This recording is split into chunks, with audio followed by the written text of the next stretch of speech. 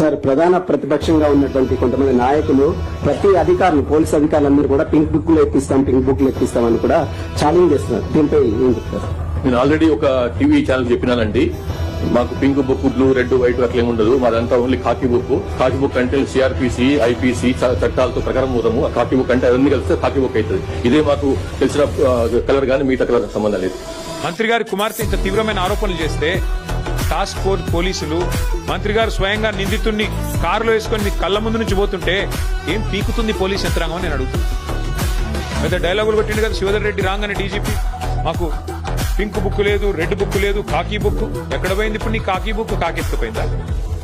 కాకి బుక్ను కాకెత్తుకపోయిందా? ఎక్కడ పోయినాయి మీ పోలీసు యొక్క దమ్ములు, మీ పోలీసు యొక్క తెలివితేటలు, చాతుర్యాలు ఎక్కడ పోయినాయి? కాంగ్రెస్ కార్యకర్తల కంటే హీనంగా పనిచేస్తూ మా కార్యకర్తల మీద ఒక రీట్వీట్ పెడితేనేమో 20 రోజులు జైల్లో పెట్టిన పోలీసులు ఏం పీకుతున్నారు ఇప్పుడు నేను అడుగుతున్నాను.